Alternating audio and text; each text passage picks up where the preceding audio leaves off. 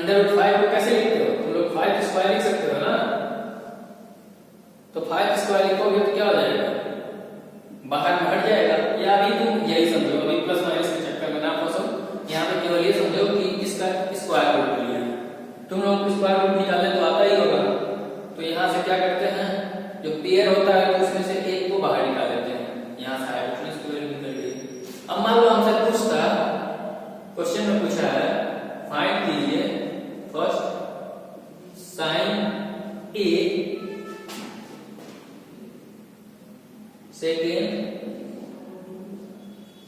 cos c, third tan a, fourth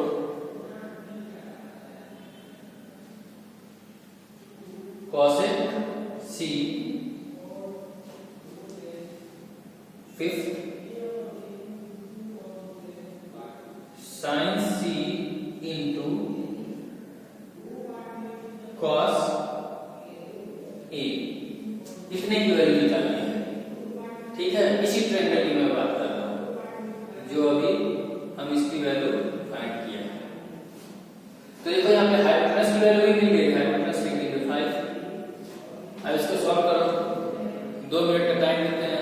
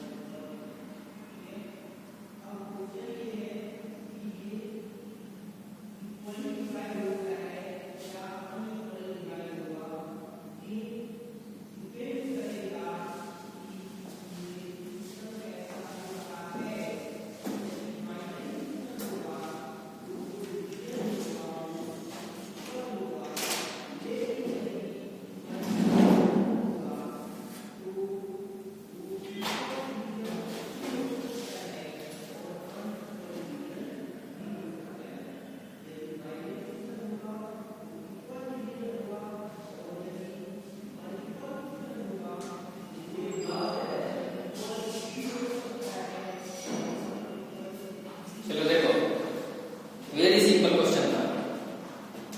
देखो sign ए की value पूछा है, यहाँ पे साइन ए, इसी को तुमको ध्यान रखना हमेशा बार बार। ये नहीं यहाँ पे है परपेंडिकुलर दिया तो इसको परपेंडिकुलर हमेशा मान लेना है। जिस एंगल की बात करेगा उसके सामने की साइड को परपेंडिकुलर लेना है। इस एंगल ए के लिए परपेंडिकुलर क्या हो जाएगा? 20। साइन ए इक्वल टू क्या हो जाएगा? Perpendicular upon hypotenuse. यहाँ पे परपेंडिकुलर क्या हो जाएगा? ए के लिए, ध्यान दो, ए के सामने वाला साइड, ए के सामने वाला साइड 3 है, 3 बाई हाइपोटेन्यूज क्या सबसे बड़ी साइड। अब देखो cos c की बात करें, c यहाँ पे cos c क्या होता है? Base upon hypotenuse. तो cos c के लिए क्या बेस है? 3। cos c के लिए बेस क्या होगा? 3 upon hypotenuse, 3 upon tan a बोला है, tan a बोला है, इसका मतलब क्या? Perpendicular upon base. इसके लिए a के लिए परपेंडिकुलर क्या हो गया? 3। तुमको बता दिया पहले, अगर गलती की हो तो ध्यान से देखो इसको। tan a के लिए परपेंडिकुलर ये और बेस 4, क्या आ जाएगा? 3/4। अब देखो cosec c c के लिए देखो क्या है? c के लिए तो यही है, पर बेस है परपेंडिकुलर, c के लिए परपेंडिकुलर ये हो गया। तो c के लिए क्या होता है? cosec c, cosec का फार्मूला क्या होता है? Hypotenuse upon perpendicular. Okay, cosec के लिए फार्मूला क्या होता है? Hypotenuse upon perpendicular. तो हाइपोटेन्यूज की वैल्यू क्या है? 5। c के लिए बेस क्या होगा? c के लिए बेस होगा 4, सॉरी c cosec परपेंडिकुलर क्या होगा? 4। और यहाँ पे इस क्वेश्चन को करने के लिए देखो sin c into cos, sin c into cos, sin c यहाँ से देखो c is sine of angle c, sin c क्या होता है? पहले फार्मूला बताओ साइन का। साइन का क्या होता है? Perpendicular upon hypotenuse, perpendicular. अब देखो c के लिए परपेंडिकुलर 4, हाइपोटेन्यूज कितना? 5 इंटू cos ए के लिए क्या हो जाएगा, कॉस के लिए क्या हो जाएगा, बोलो, cos theta is equal to होता है बेस अपॉन हाइपोटेन्यूज। इस एंगल ए के लिए देखो ये परपेंडिकुलर हो गया और ये वाला साइड बेस हो गया, क्या हो गया, बेस अपॉन हाइपोटेन्यूज 5। अब देखो इन दोनों को मल्टीप्लाई कर लो, कितना आ गया, 4 4 जा 16 बाय 25। इसी टाइप का क्वेश्चन मिलेंगे तुमको करने के लिए, ठीक है ना, समझे। अब देखो ऐसा भी क्वेश्चन तुमसे पूछा जा सकता है कि इसको नोट करना है, नोट कर लो, फिर इसको मिटाते हैं।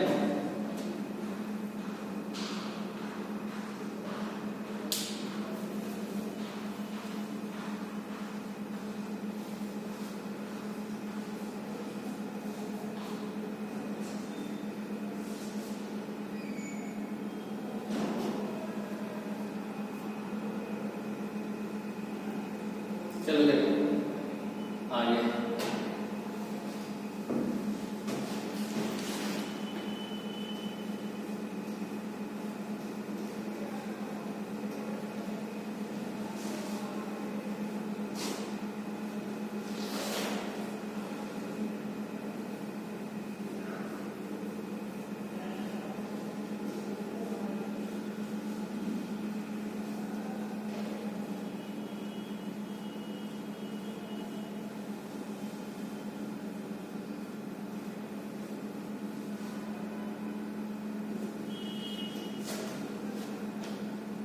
देखो यहाँ पे क्वेश्चन मान लो ऐसा दिया है, इफ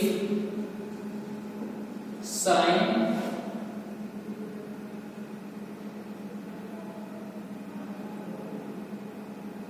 ऐसे रहेगा तुमको,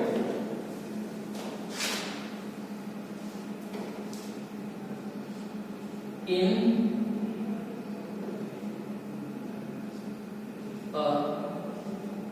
right angle triangle,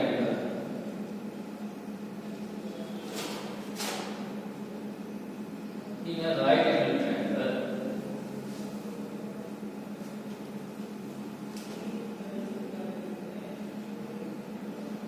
sin theta is equal to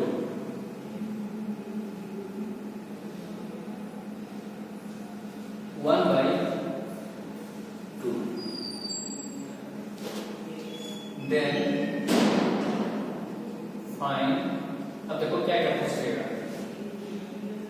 पहला question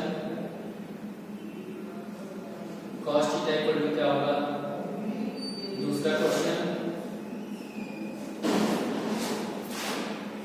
tan theta equal to क्या होगा, तीसरा question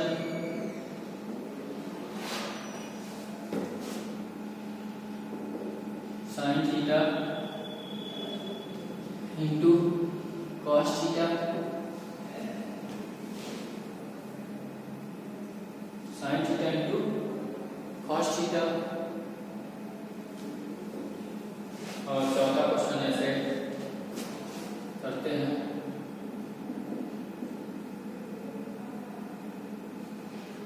sec theta into cosec theta. उन लोगों को नेक्स्ट क्लास तक फॉर्मूले सभी याद होने चाहिए और क्वेश्चन करने आना चाहिए। अभी क्वेश्चन सेंड करेंगे, उसको प्रैक्टिस करना, ठीक है। देखो यहाँ पे बोला है in a right angle triangle, तो पहले से तो हम सॉल्व करते वक्त सॉल्यूशन ऐसे लिखेंगे, इधर लिख रहा है सॉल्यूशन, क्या लिख रहा है, in a right angle triangle, right angle triangle बना दिया। बोला है कि इन राइट एंगल ट्रायंगल नाम लिखो ए बी सी, थीटा कहीं किसी एंगल को थीटा में मान लिया, मान लो इसको थीटा मान लिया, ठीक है, थीटा मान लिया। इसके लेंथ के बारे में हमें कुछ नहीं पता है, लेंथ हम नहीं जानते। दिया है साइन थीटा, यानी कि साइन थीटा इसके लिए बोलेगा, साइन थीटा इसके सामने वाला साइड क्या होगा, परपेंडिकुलर, सबसे बड़ी साइड हाइपोटेन्यूज, और उसका एडजेसेंट साइड क्या होगा, बेस, ओके। तो साइन थीटा इक्वल टू दिया है 1/2 मतलब क्या कि परपेंडिकुलर अपॉन हाइपोटेन्यूज इनका रेशियो जो है, इनको क्या रेशियो, इनका रेशियो। कभी ये मत समझना कि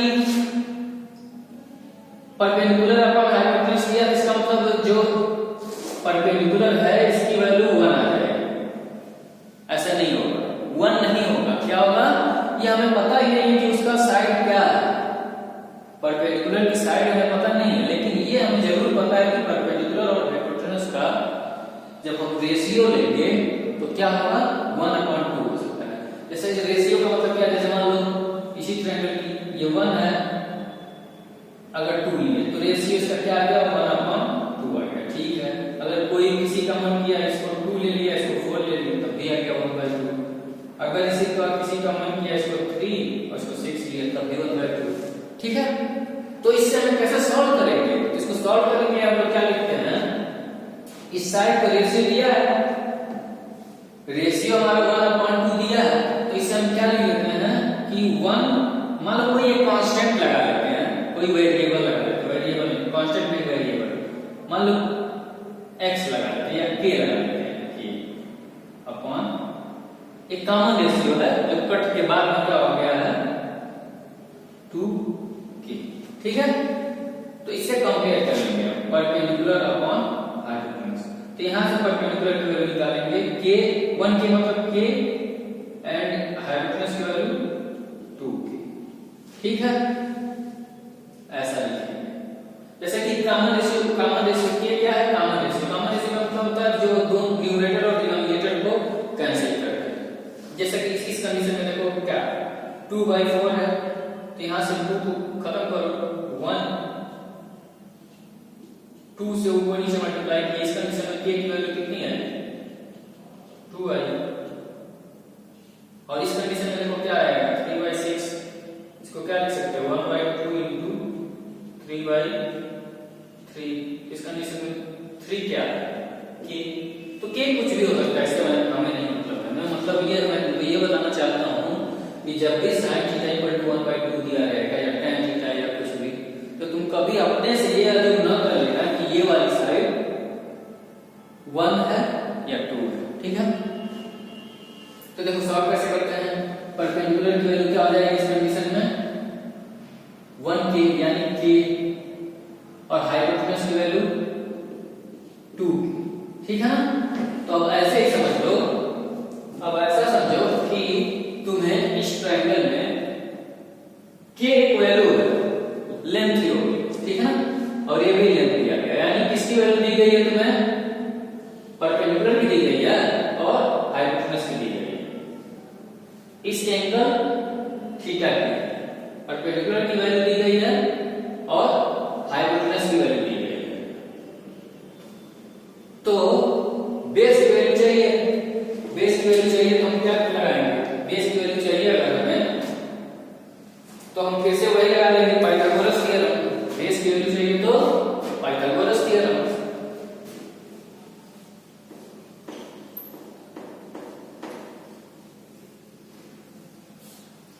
बेस की वैल्यू चाहिए तो हमें क्या चाहिए, पाइथागोरस थ्योरम यूज कर लेंगे, लिखेंगे by PGT, by Pythagoras theorem. क्या होता है ऐसे लिखो, परपेंडिकुलर का स्क्वायर प्लस बेस का स्क्वायर इक्वल टू हाइपोटेन्यूज का स्क्वायर, ओके। अब इस कंडीशन में देखो क्या नहीं दिया है, बेस का स्क्वायर नहीं दिया है, तो इसको इधर एक ट्रांसफर मार लेते हैं। तो तुम लोग पढ़े हो अभी कि इक्वल टू के दूसरी तरफ जाता है तो प्लस होता है तो माइनस हो जाता है, माइनस होता है तो प्लस हो जाता है, और अगर मल्टीप्लाई में होता है तो डिवाइड हो जाता है, और डिवाइड में होता है तो मल्टीप्लाई में हो जाता है।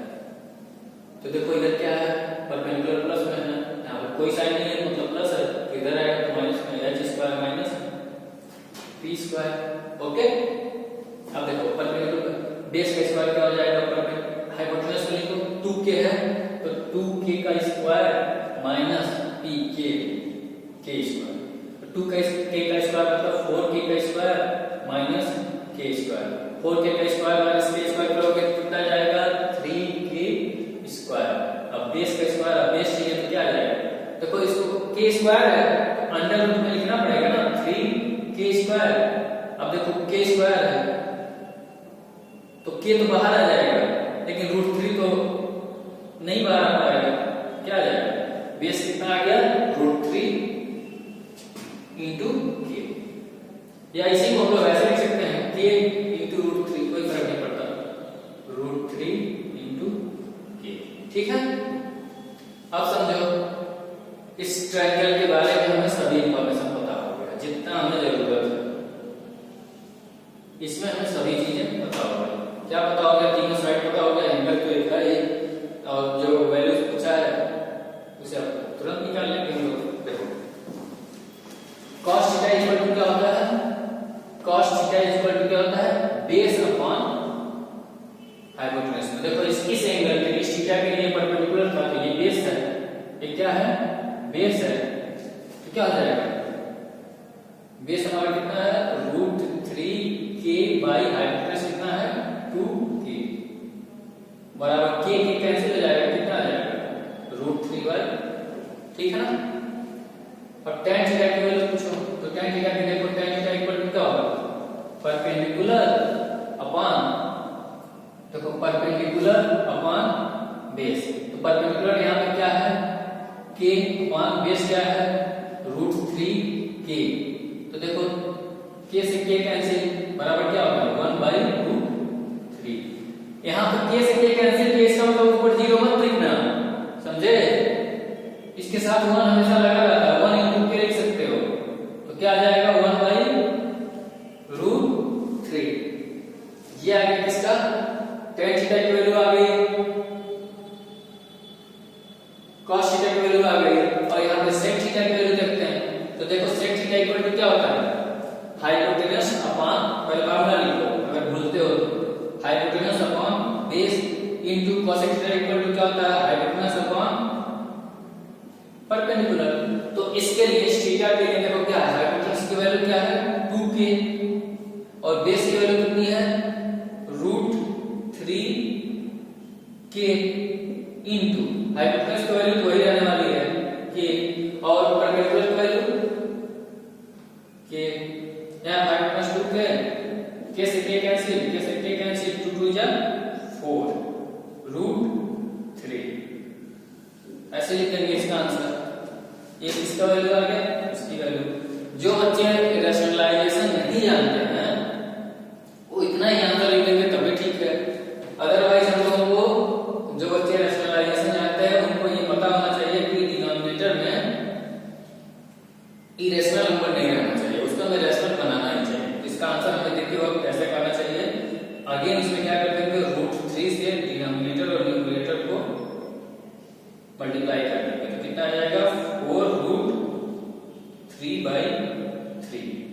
ये आ जाएगा इतना यूनिट। यूनिट का मतलब क्या समझे?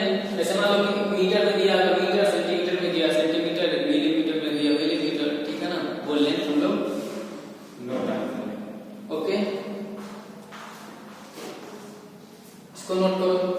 और ये वाला क्वेश्चन, लास्ट क्वेश्चन जो बचा है उसको अटेम्प्ट करते हैं, उसको कैलकुलेट कर लेते हैं। तो देखो लास्ट क्वेश्चन है हमारा sin theta into cos theta, यही है ना। देखो sin theta into cos theta, तो इसकी वैल्यू sin थीटा की वैल्यू क्या होती है? देखो sin थीटा तो तुम्हें ऑलरेडी दिया हुआ है 1/2, तो इसको लिखने की जरूरत नहीं है। 1/2 into cos theta, cos theta की वैल्यू देखो यहाँ पे फाइंड किया है 1/√3/2, इसको कैलकुलेट करोगे, मल्टीप्लाई करोगे, न्यूमरेटर का न्यूमरेटर में, डिनोमिनेटर का डिनोमिनेटर में, कितना जाएगा? √3/4। ये हो गया आंसर। इसमें भी यूनिट लगा देंगे, या यूनिट नहीं लगता इसमें। देखो याद रखो यूनिट नहीं लगेगा क्योंकि न्यूमरेटर और डिनोमिनेटर या कोई भी साइड, जैसे मान लो ये 1 सेंटीमीटर 1 सेंटीमीटर 1 सेंटीमीटर है, ठीक है ना। तो क्या हो जाएगा? 1 सेंटीमीटर जब रेशियो लेते हैं तो न्यूमरेटर डिनोमिनेटर में दोनों में क्या हो जाएगा? यूनिट जो भी यूनिट रहेगा वो क्या हो जाएगा? कैंसिल हो जाएगा। इसलिए इसमें नहीं आता है रेशियो, ट्रिग्नोमेट्रिक रेशियो हम लोग पढ़ रहे हैं तो इसमें यूनिट नहीं आता, ठीक है। चलो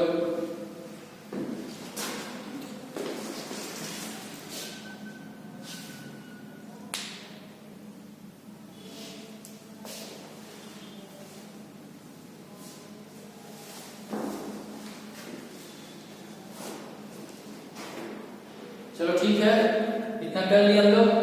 अब तुमको होमवर्क अभी सेंड करना है, इसको अच्छे से समझो और फिर होमवर्क को करना, क्योंकि कल होमवर्क चेक करेंगे। तुम लोगों को आज रात तक सेंड कर देना है स्पेशल बैच वाले ग्रुप।